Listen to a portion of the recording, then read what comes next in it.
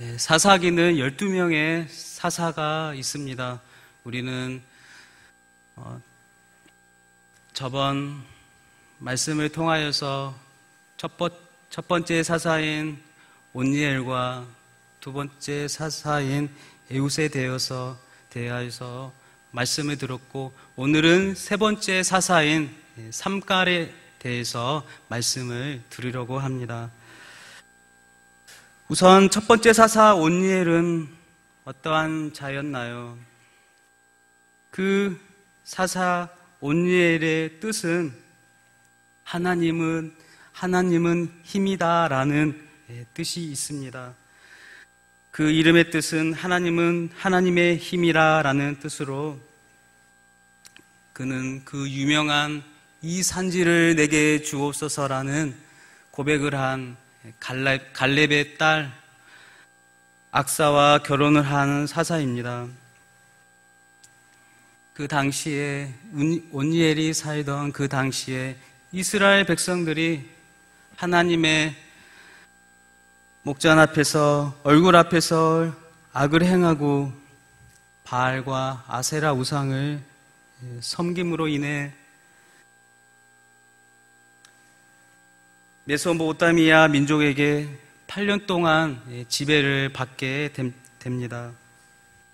그러자 이스라엘 백성들이 그 지배를 받는 8년 동안 고통을 이기지 못하고 하나님께 부르짖고 기도하자, 하나님께서는 그 이스라엘 백성들의 그 기도를 들으시고 그 고통을 아시고 사사 온니엘을 세우셔서 40년 동안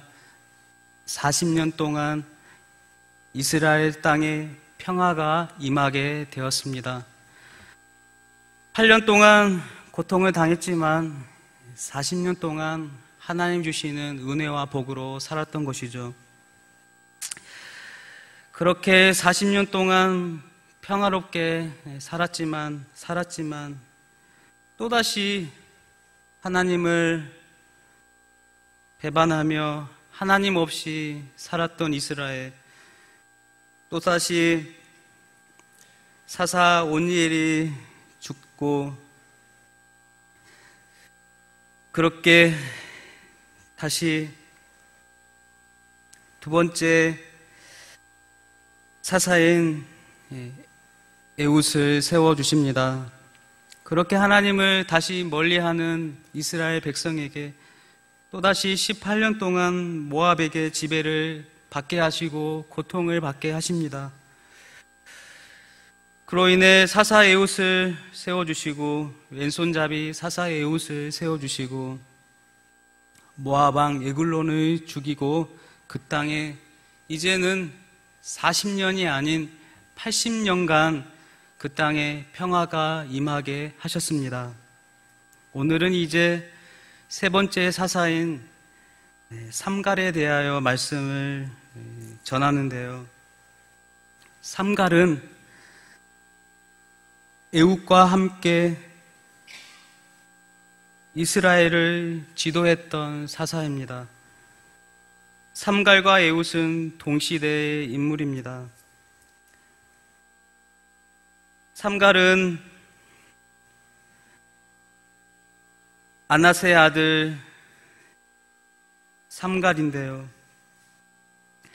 하나님이 세운 사사인 삼갈은 아낫의 아들이었습니다. 아낫은 삼갈의 부모가 아니고, 아낫은 그 당시 가나안 땅의 미의 여신이었습니다. 그런 미의 여신의 아들이라 이름을 지었던 부모, 그렇게 우상의 집안에서 자라고 성장했던 삼갈이었습니다. 또한 삼갈의 뜻은, 이름의 뜻은 시미케 신이 주셨다. 그 당시 가나안 땅의 신이었던 시미케 신이 주셨다라는 뜻입니다.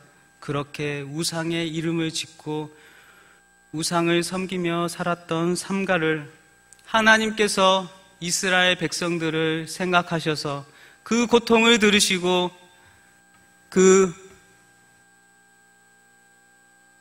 삼가를 믿음의 집안이 아니었던 삼가를 선택하셔서 이스라엘 백성들을 살리게 하신 것입니다.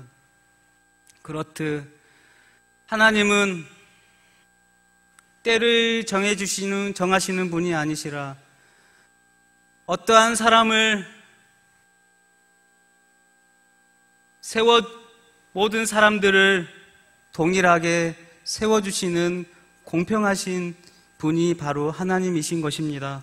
누구는 선택하고 누구는 선택하지 않는 것이 아니라 사람의 눈으로는 봤을 때 우상의 집안에 어떻게 하나님을 사람들을 지도하는 사사가 나오겠습니까? 그러나 인간의 눈으로는 좋아 보이지 않는 선택일지라도 하나님의 선택은 분명히 옳은 것이며 하나님은 그러한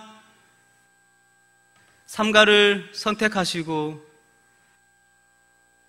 하나님의 일을 감당하게 하신 것입니다. 그렇게 애굽과 동시대에 살았던 우상의 집안에서 살았던 삼갈은 당시 이스라엘 백성들을 힘들게 했던 블레셋 사람 600명을 죽이게 됩니다. 블레셋은 민족은 어떠한 민족인가요? 성경에 자주 나오죠. 블레셋은 지금의 팔레스타인 지역의 사람들로서 배를 잘 타는 해안 민족이었습니다.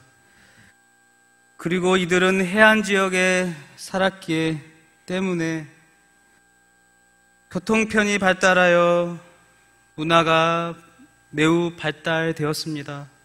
왜냐하면 배를 타면서 여러 지역을 돌아다니며 여러 나라에 돌아다니며 좋은 것들을 미리 흡수할 수 있었기 때문입니다.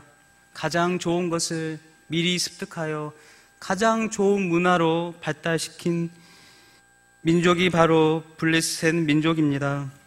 그래서 그들은 이미 철기 문화를 접하고 있었습니다. 그래서 그들이 사용했던 무기는 칼이었고 철병거였습니다. 그러나 이스라엘은 달랐습니다. 이제 애굽에서 출애굽하여 가나안 땅에 입성한 그들은 아직도 철기 문화가 아닌 돌을 사용하는 문화였습니다. 그들은 아주 많은 사람들이 돌을 사용하였고 청동기도 이미 접하지 않은 민족이었습니다. 그런데 어떻게 철을 사용하는 블레셋과 싸울 수 있겠습니까?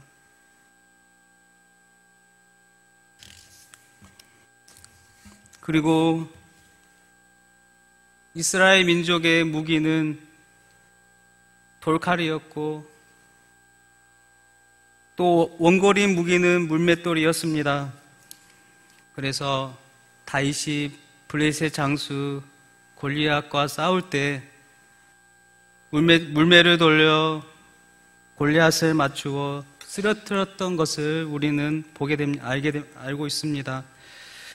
이처럼 이스라엘 무기와 블레셋의 무기는 하늘과 땅 차이였습니다. 어떻게 돌칼이 철칼을 이기고 어떻게 물매가 철번거를 이길 수 있겠습니까?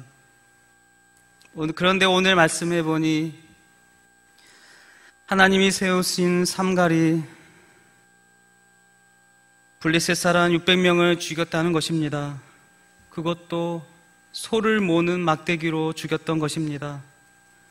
소 모는 막대기는 전쟁을 하는 무기가 아닙니다. 소를 모는 가축을 기르는 막대기인 것입니다.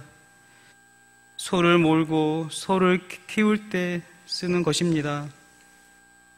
그런 소모는 막대기로 블레셋 사람 무장된 600명을 죽이고 이스라엘을 구원하였다고 말씀하고 있습니다.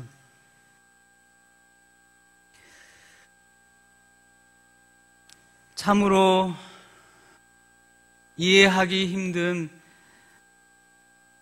사건입니다. 블레셋 사람 600명 갑옷을 입고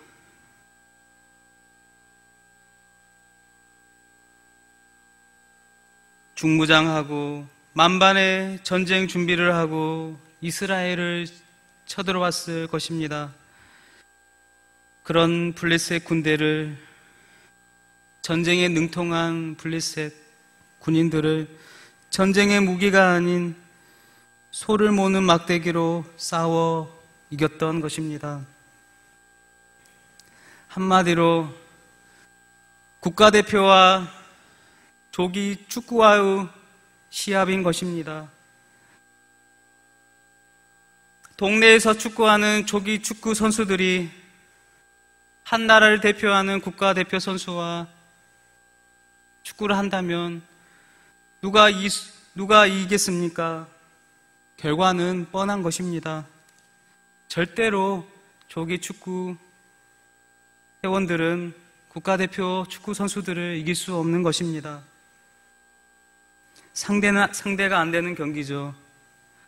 결과는 뻔한 것입니다. 그러나 사랑하는 성도 여러분, 우리가 예상하는 결과가 아닌 우리의 예상을 뒤집는 결과가 일어난 것입니다.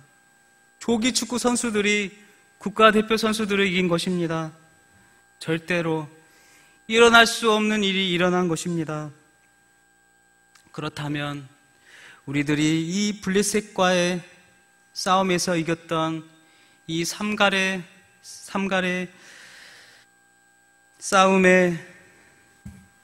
싸움을 통하여서 우리들이 깨달을 수 있는 진리는 무엇인가요? 삼갈과 블레셋 사람들과의 싸움에서 우리들이 깨달을 수 있는 진리가 무엇일까요? 바로 하나님이 선택한 사람은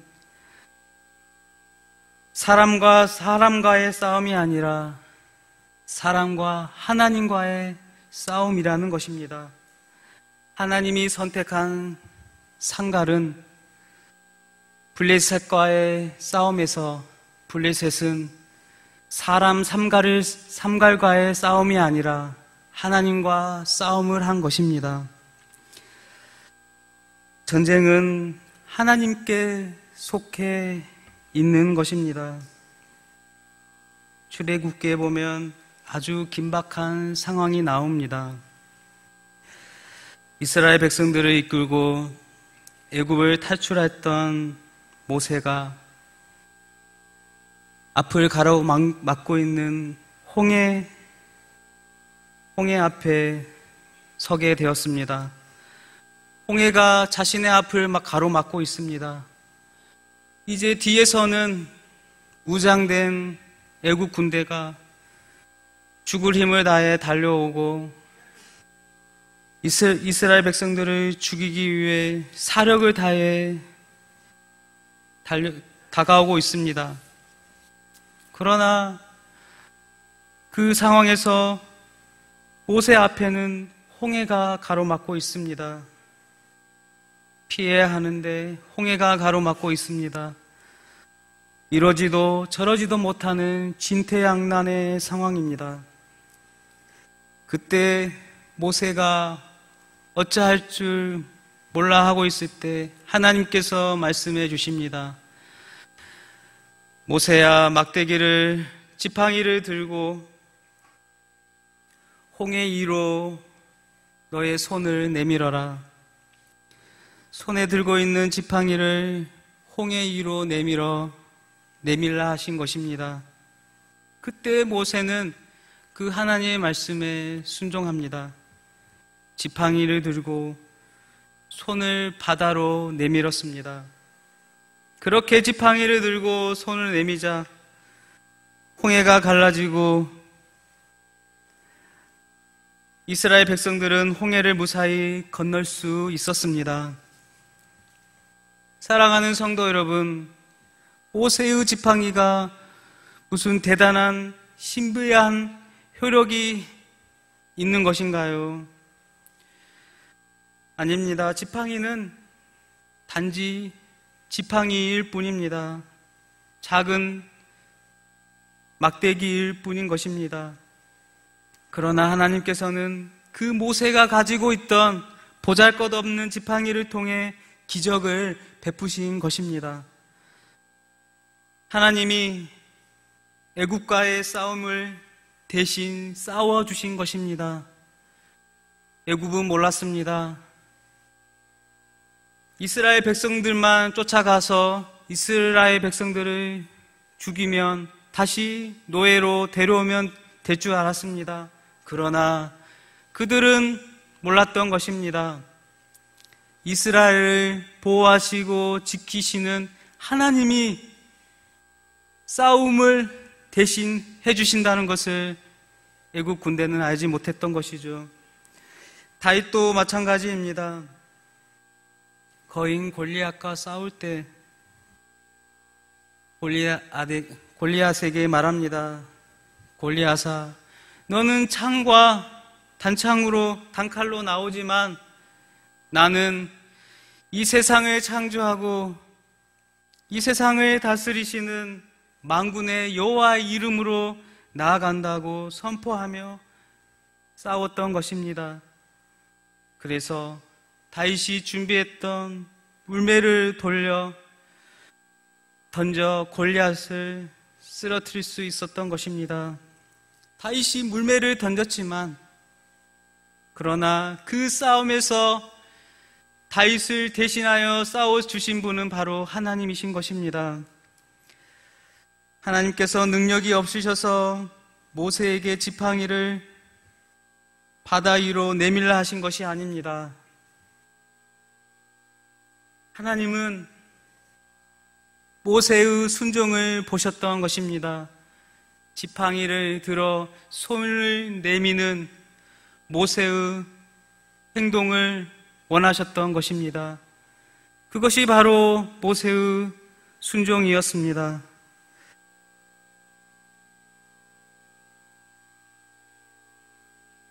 그렇다면 오늘을 살아가는 우리들이 해야 할 일들이 무엇일까요? 오늘을 살아가는 우리들이 과연 이 세상을 살아갈 때 어떻게 살아가야 할까요? 아프면 약을 먹는 것입니다. 몸이 쑤시면 운동을 해야 합니다. 학생이라면 공부를 해야 합니다. 먼저 우리들이 행동을 하는 것입니다. 지팡이를 들어 손을 내미는 것입니다. 물매를 던지는 것입니다. 우리들이 행동을 할 때 하나님께서 역사하시고 일하시는 것입니다. 왜냐하면 행동에는 믿음이 포함되어 있기 때문입니다. 행동할 수 있다는 것은 바로 믿음이 있다는 것입니다. 믿음이 있기에 행동하는 것이죠. 그래서 야고보서에서 말씀하고 있지 않나요? 행함이 없는 믿음은 죽음이다. 죽은 믿음이다. 행함이 있는 믿음은 살아있는 믿음인 것이죠. 행함이 없다면 믿음은 죽은 것이지만 행함이 있다면 살아있는 믿음인 것입니다. 그래서 믿음과 행함은 동전의 양면이며 손바닥과 손등인 것입니다. 믿음이 있다면 막대기를 들어야 합니다. 소모는 막대기를 들고 싸워야 합니다. 하나님이 부르시면 믿음으로 세상으로 나아가야 합니다. 믿음을 들고 세상으로 나가야 합니다. 그렇게 하나님이 부르실 때 믿음으로 세상으로 나아갈 때 우리의 작은 것을 통하여서 하나님의 큰 일을, 위대한 일을 이룰 수 있는 것입니다. 전쟁의 도구가 아닌 보잘것없는 소모는 막대기로 블레셋 장수 600명을 죽였던 삼갈, 그렇게 무장된 군대 600명을 무찔러 이스라엘 백성들을 구원하였던 삼갈, 그것은 삼갈이 그 일을 했던 것이 아니라 삼갈과 함께 하셨던 하나님께서 이루신 역사인 것입니다. 그렇습니다. 우리의 인생의 싸움은 하나님께 속해 있습니다. 우리들이 인생을 살아가는 것 같지만 우리와 함께 하시고 우리 안에 역사하시는 하나님이 우리와 함께 동행하는 것입니다. 그래서 나의 삶은 보잘것없어 보이지만, 나는 아무것도 할 수 없는 자인 것 같지만, 나의 작은 것을 통하여서 하나님의 큰 일을 이룰 수 있게 하십니다.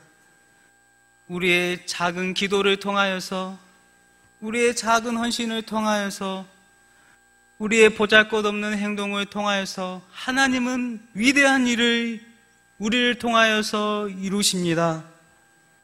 저 캄보디아 땅을 위하여서 기도할 때,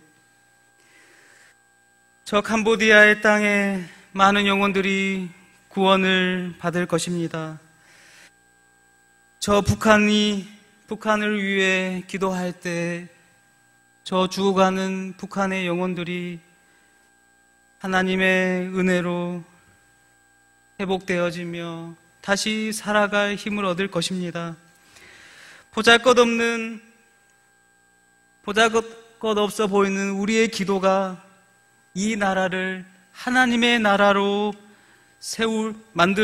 만들 것입니다. 나의 기도가 이 나라를 변화시킬 것입니다.